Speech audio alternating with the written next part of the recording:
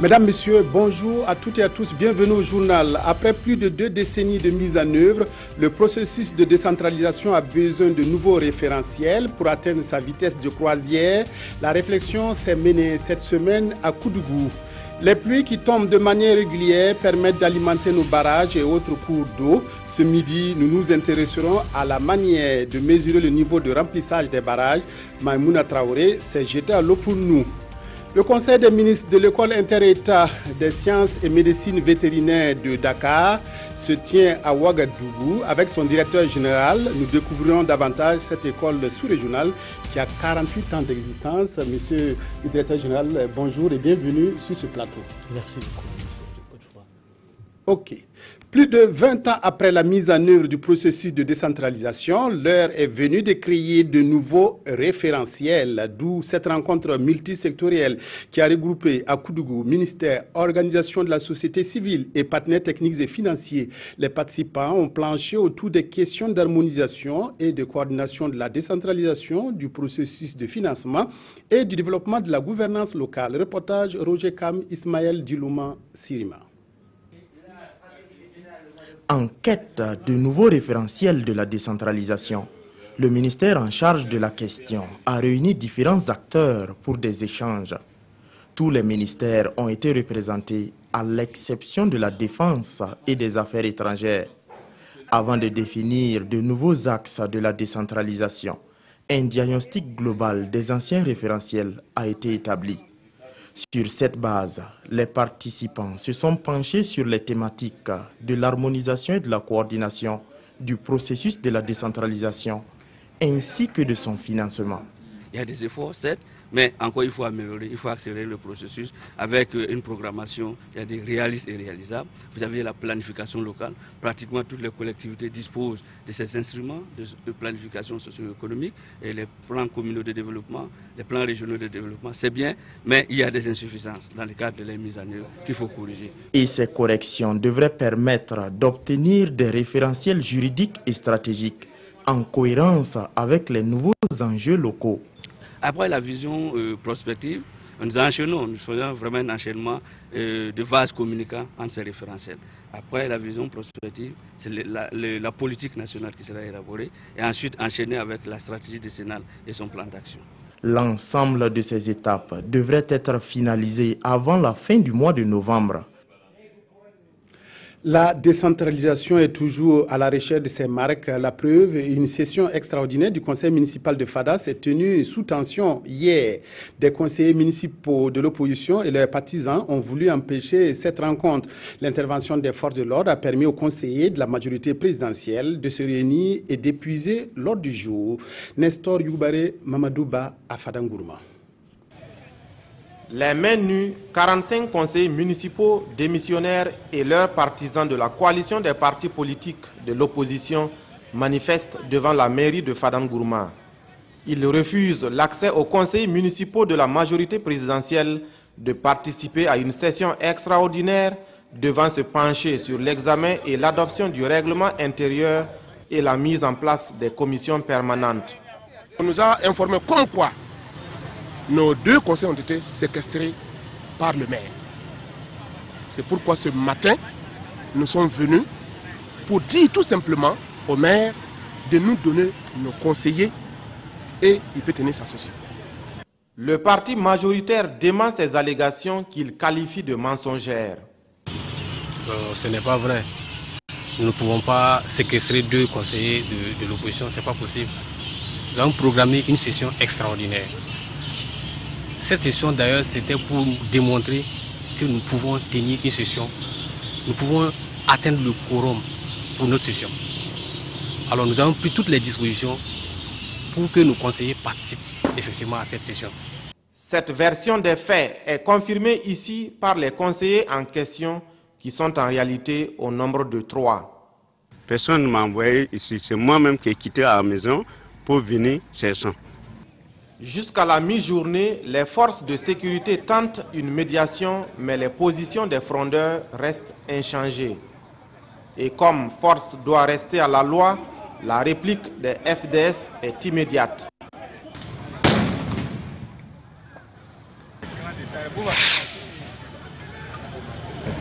L'hôtel de ville est enfin libre d'accès. Les conseillers municipaux peuvent tenir leur conseil extraordinaire sous bonne escorte. Les pesticides occupent une place de choix dans la production agricole. Le secteur des fruits et légumes les utilise sans discernement. Les pesticides viennent de partout sans que l'on ne se pose la question de leur dangerosité pour l'homme. L'une de nos équipes est allée sur les traces de ces produits. Adama Guiti, Daouda Ouattara, Oumar Zombri. Oumarou Kaboré répand sur sa production d'oseille un pesticide dont lui-même ne connaît ni le nom, ni l'origine et encore moins ses probables effets sur l'organisme humain. Comme ces feuilles d'oseille, laitues, tomates, choux, poivrons et autres légumes sont soumis au même traitement, soit de façon préventive ou curative. Si on pulvérise ces feuilles, elles deviennent inconsommables sur le champ. Et si tu tardes à les consommer, ça peut être dangereux. La salade, c'est maximum 40 jours. À partir du 20e jour, là, on ne jette plus. Le produit là. Ces légumes se retrouvent dans les étals au marché et autres lieux de vente. Certaines vendeuses ont conscience que ces produits de grande consommation sont soumis à des traitements chimiques qui peuvent s'avérer dangereux, même si elles ne savent pas à quel point elles préconisent néanmoins le lavage avant consommation. Le client peut tomber malade s'il consomme sans laver les salades ou autres légumes, donc nous les conseillons de les laver au permanganate ou à l'eau de javel. Au service pesticides et engrais du Laboratoire national de santé publique, l'on mène des analyses pour connaître le degré de toxicité de ces pesticides. Si les pesticides sont très mal utilisés, peuvent se retrouver dans les produits. Et quand ces produits sont consommés à long terme, il peut arriver justement qu'il y ait des problèmes de santé qui peuvent entraîner, on peut le dire, peut-être des problèmes d'allergie. Et on peut citer aussi également, entre autres, on peut avoir des cancers.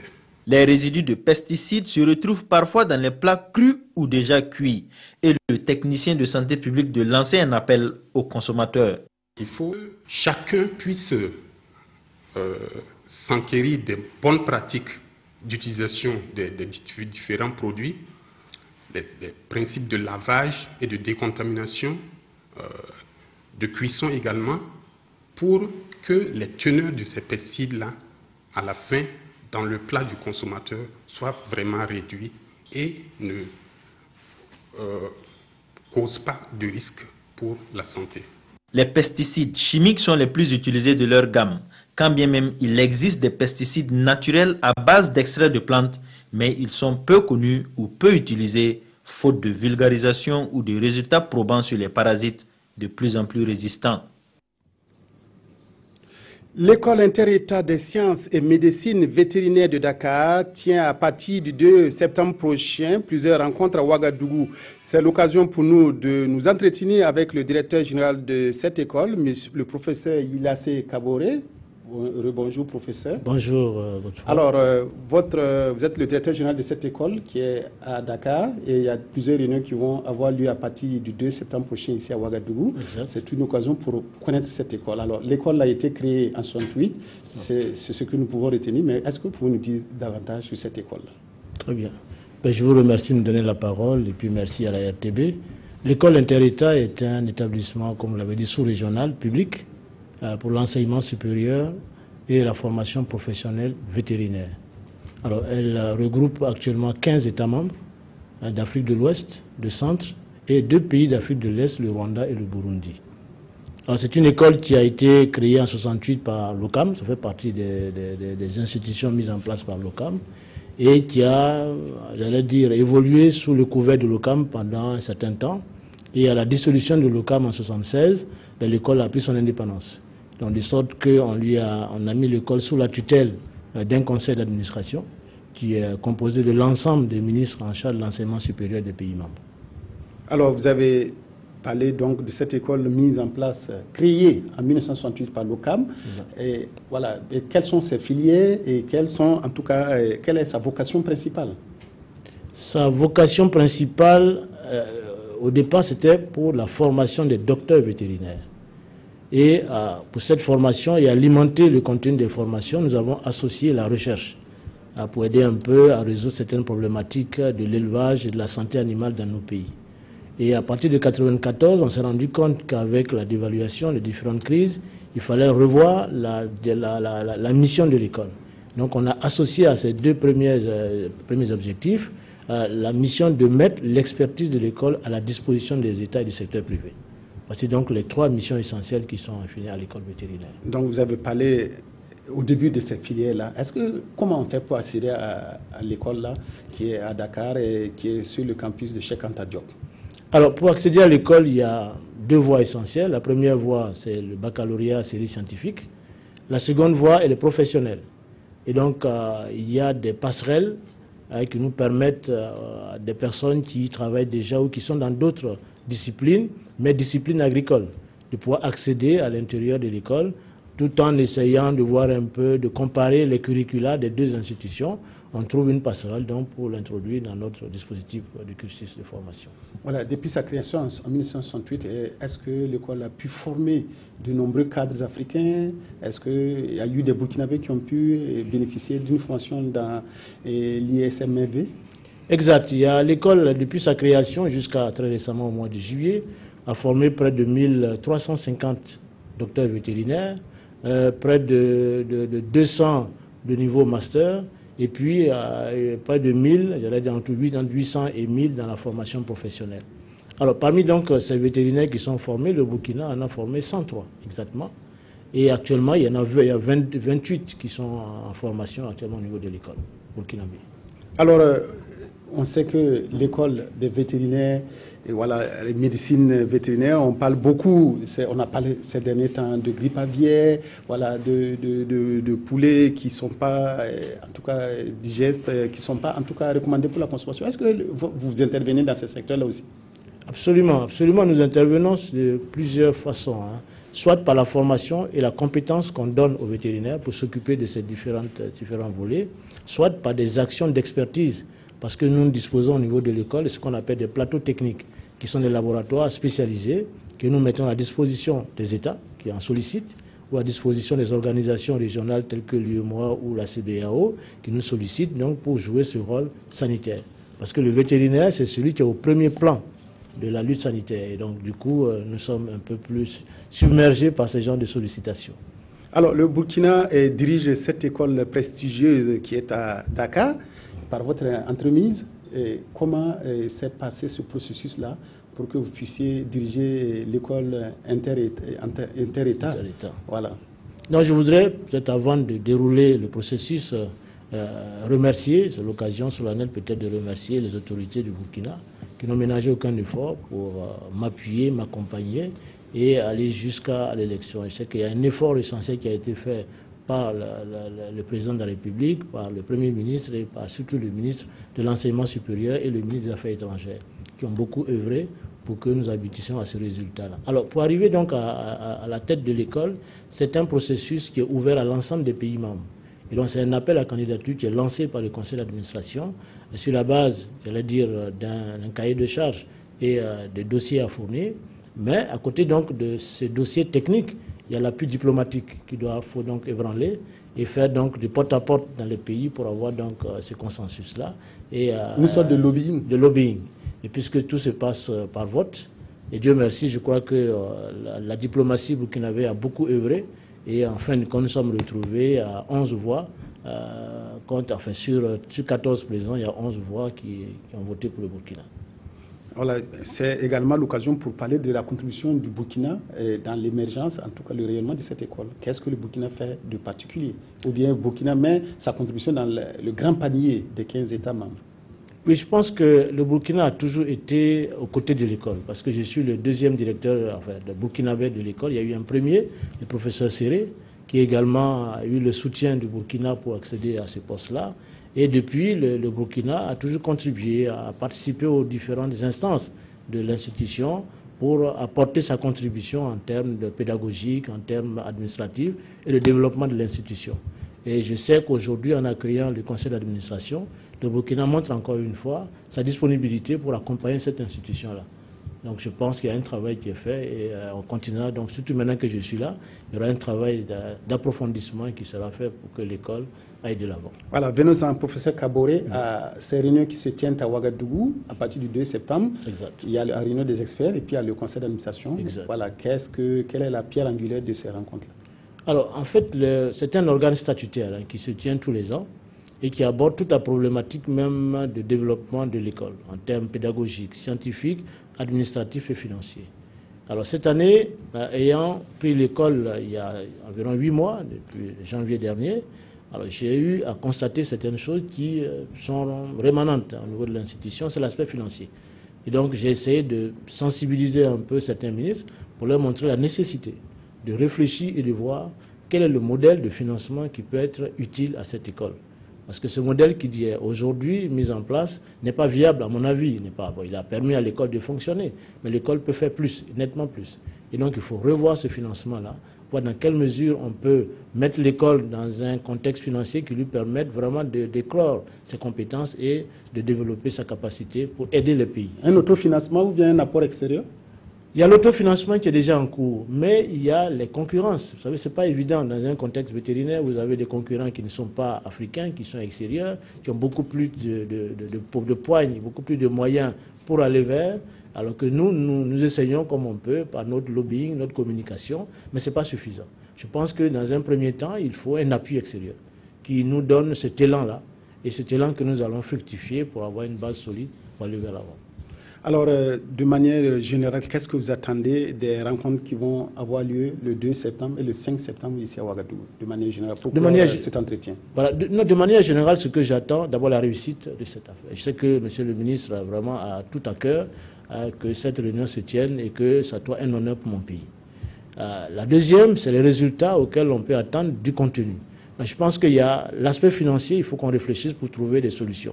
Elle n'est pas immédiate, mais ça peut être des approches de solutions que nous allons peut-être approfondir chaque fois pour qu'au conseil d'administration prochain, on puisse peut-être trouver la solution idéale.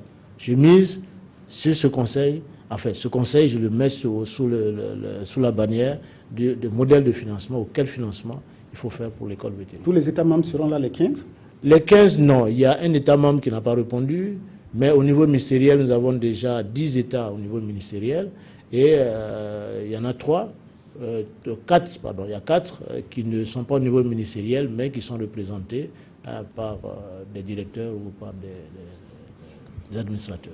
Voilà, merci beaucoup au professeur Yelassé Kaboré, directeur général de l'école inter-État des sciences et médecine vétérinaire, l'ISMV de Dakar, pour toutes ces précisions sur ce plateau ce midi. C'est sûr que nous nous retrouverons au cours des prochaines semaines, prochains jours pour parler donc de cette école-là. Je vous remercie moi aussi.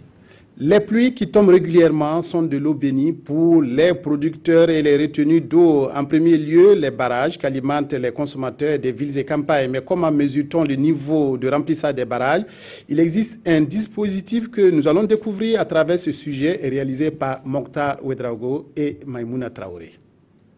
Vue d'un œil de profane, cette échelle, placée au barrage numéro 3 de Ouagadougou, peut paraître banale, voire inutile.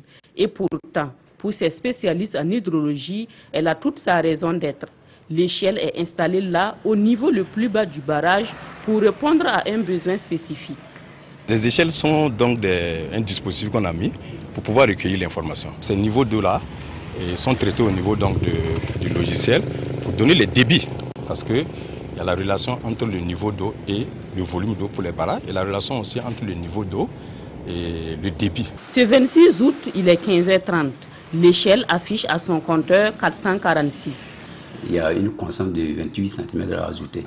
Nous prenons maintenant cette cote, nous introduisons dans les barèmes 474 qui nous donne un volume de 7 610 m3. Alors que la capacité du barrage est de 6 870 m3. Ce qui veut dire qu'actuellement le barrage est rempli et déverse avec un taux de remplissage de 110,77%. Au Burkina Faso, 100 points d'eau sur plus de 200 sont sous surveillance du service de l'hydrologie. Le suivi est permanent et le relevé des données se fait 2 fois par jour, le matin et le soir. Les informations sont centralisées, traitées et stockées dans une banque de données. Et pendant la saison pluvieuse, une note d'information est produite par des cadres sur 21 retenues d'eau à l'intention des autorités. Ces données servent au suivi et à savoir un peu les zones d'inondation, parce que si vous avez un barrage qui est situé dans une zone d'inondation, l'évolution rapide du niveau vous donne une idée donc sur la situation hydrologique à ce niveau. Comme le contraire aussi, parce que s'il y a manque d'eau, voilà, ça peut se traduire par une baisse de niveau. Et ces données, nous les comparons souvent à l'année antérieure, à la même date, voilà, pour voir effectivement quel est le gap ou bien quel est le surplus, etc. qu'il y a entre les deux. Et nous les comparons aussi à une moyenne des 30 dernières années qu'on appelle donc la normale. Par rapport à ça, on peut savoir si nous sommes en deçà, ça veut dire que bon, il faut faire attention. Cette année, nos réservoirs risquent de ne pas avoir beaucoup d'eau. Donc en termes de maraîchage et autres, il va falloir compter avec ça. Un véritable outil de suivi et de planification qui souffre malheureusement de difficultés. Nos lecteurs là sont munis de téléphone, nous collectons ces données-là par téléphone. C'est vraiment un problème. Souvent, il n'est pas là, son portable est déchargé ou il n'y a pas de réseau.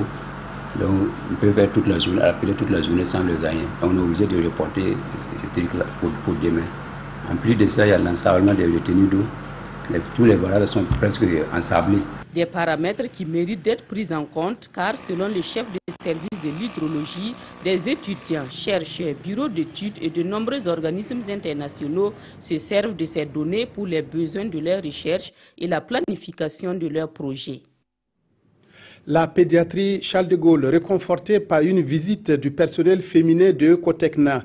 Dans le cadre de leurs activités, les femmes de ce groupe ont témoigné leur reconnaissance au personnel soignant. Aux malades aussi, elles ont exprimé leur solidarité à travers quelques dons qui ramènent le sourire dans la grisaille. Reportage Mokhtar Ouedraogo, Omar Zombré.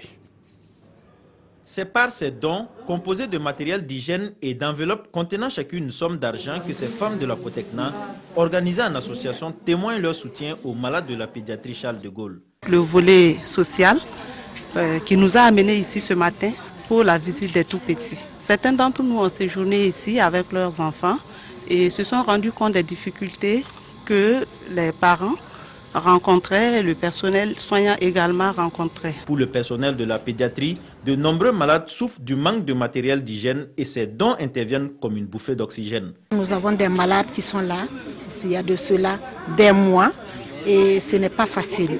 Donc pour ces patients qui se retrouvent hospitalisés dans notre hôpital et qui, sur le plan financier, ont besoin d'un grand soutien. Et même sur le plan psychologique, sur le plan social. Nous profitons donc de ce micro pour lancer un appel à toutes les bonnes volontés pour apporter leur soutien à ces malades hospitalisés. Beaucoup d'enfants viennent ici, mais surtout par manque de moyens. D'autres périssent, ce qui n'est pas aussi joli à voir. Quand on sait qu'il y a les moyens à quelque part, il faut les mettre à la disposition de ceux qui n'ont pas, ceux qui ne peuvent pas les avoir. On tient à remercier vraiment les femmes de Cotecna de tout cœur. Pour le bien-être des malades et des enfants vulnérables, ces femmes de la Cotecna entendent dans les mois à venir multiplier ce genre d'initiatives. Les arts pendant les vacances pour contribuer à l'éveil des enfants et des adolescents. Objectif de l'Académie Vacances Arts. La quinzaine qui s'est tenue entre les 16 et 27 août a permis aux participants de bénéficier des cours d'initiation aux arts plastiques et aux instruments de musique notamment. Urbain Sommet, Aruna Mare, reportage.